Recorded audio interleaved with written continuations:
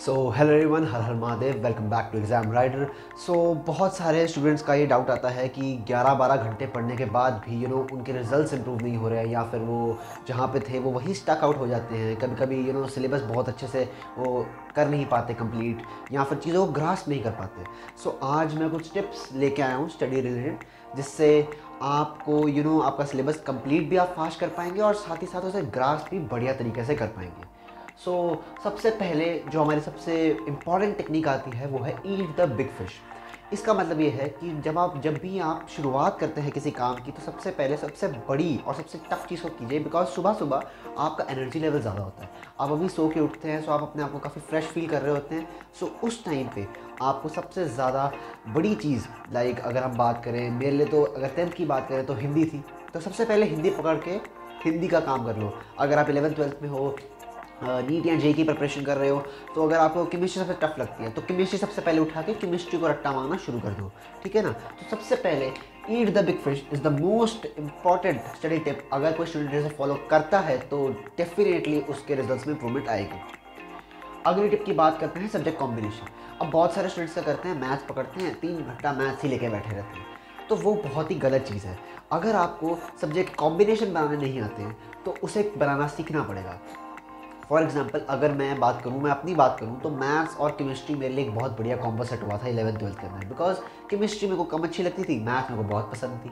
तो दोनों का जब कॉम्बो बनता था 3 घंटे के अंदर, मतलब 1.5 घंटा दे दिया, या दो घंटा 1 घंटा दे दिया। पहले 1 घंटा मैथ्स किया, फिर 1 घंटा केमिस्ट्री किया, फिर 1 घंटा मैथ्स किया। तो उससे क्या होता था, आपकी एफिशिएंसी बढ़ जाती है। आप मैथ्स करते हो बट साथ में आप केमिस्ट्री स्टार्ट कर लेते हो। केमिस्ट्री से आप थक जाते हो, तो केमिस्ट्री थकते हो तो आप कहते हो चलो यार थोड़ा रिलैक्स कर लेते हैं, अब सीधा मैथ्स पे चलते हैं। तो उससे जो होता है, आपकी एफिशिएंसी बहुत अच्छी बढ़ जाती है। बिकॉज अगर आपने 3 घंटा मैथ्स कर लिया, आपने 3 घंटा तो एंजॉय कर लिया, ठीक है ना, आपने अच्छे से पढ़ाई कर ली। बट जब अगले आपने 2 घंटा या 2.5 घंटा आपने केमिस्ट्री को दिया, तो आप उसमें फंस जाओगे, आप पूरा उसको ढंग से कर नहीं पाओगे। ठीक है ना। उसके बाद हम बात कर लेते हैं 35-30 की टेक्निक। इसका मतलब है, पहले आपने हाफ एन आवर दिया एक सब्जेक्ट को, हाफ एन आवर पढ़ा, उसके बाद 5 मिनट्स की आपने ब्रेक ली। 5 मिनट्स के अंदर आप एक पावर नैप ले सकते हैं, कुछ अच्छा खा सकते हैं, हेल्दी खा सकते हैं, ठीक है ना। और फिर उसके बाद वापस से आधे घंटे की पढ़ाई की। इसका मैं आपको थोड़ा सा अगर एक्सप्लेन करूँ तो जब भी जो आपका पढ़ाई का, आपके ब्रेन का जो ग्राफ होता है, उसका पहले हाफ एन आवर उसकी रिटेंशन नीचे को हो जाती है, पहले हाफ एन आवर। पर अगर हम उस हाफ एन आवर के बाद ब्रेक दे देते हैं तो वापस से कहीं ना कहीं यहाँ से स्टार्ट करके वापस उसकी रिटेंशन ऐसे चलती है। बट अगर आप सीधा ही 2 घंटा करें तो 2 घंटा पढ़ते पढ़ते इसकी रिटेंशन इस टाइम तक यहाँ पहुँच जाती है। तो ब्रेन की रिटेंशन जो है वो इस टेक्निक के अंदर काफ़ी ऊपर रहती है एज़ कम्पेयर टू अगर हम कंटिन्यूस स्टडी करते हैं। सो आई होप आपको ये भी चीज़ समझ आ गई होगी। आखिरी चीज़ पर चलते हैं, तो वो है हैविंग अचीवेबल टारगेट्स। हम क्या करते हैं, हम अगर हम कोई भी अपना टाइम टेबल बनाते हैं और उसके अंदर हम एक ही चीज़ लिख देते हैं, तो रात को जब हम उस टाइम टेबल को देखते हैं, तो अगर तो वो बहुत ज़्यादा डिफिकल्ट हुआ, तो मतलब वो टारगेट्स जो अचीव नहीं कर पाते, तो वो हम अगले दिन के लिए डीमोटिवेट हो जाएंगे और हम नेक्स्ट डे उतनी बेटर एफिशिएंसी से परफॉर्म नहीं कर पाएंगे। और अगर हमने बहुत ही छोटा टाइम टेबल बनाया या बहुत ही आसान बनाया, तो वो हमारा जो एट द एंड हमारा सिलेबस ही कंप्लीट नहीं कर पाएगा।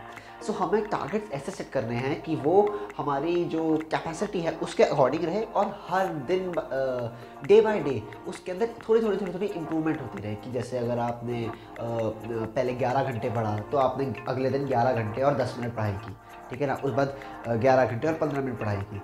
अब हर दिन आपके लिए टाइम इंक्रीज़ करना पॉसिबल नहीं है। तो अब आपने क्या कहा कि अब आप आपने पहले 10 घंटे आपने नॉर्मल पढ़ाई की और उसके बाद आपने 1 घंटा गाने चला के पढ़ाई करना शुरू कर दिया, ताकि आप अपना 11 आवर कंप्लीट कर सकें। तो आपने नेक्स्ट डे फिर क्या किया, अच्छा अब मैं गाने चला के नहीं पढ़ूंगा इस 1 घंटा, इस 1 घंटे को भी वही फोकस के साथ, वही डेडिकेशन के साथ आपको पढ़ना है।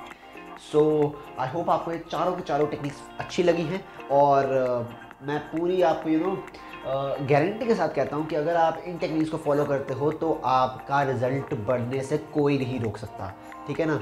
So that's all for today, thank you so much for watching.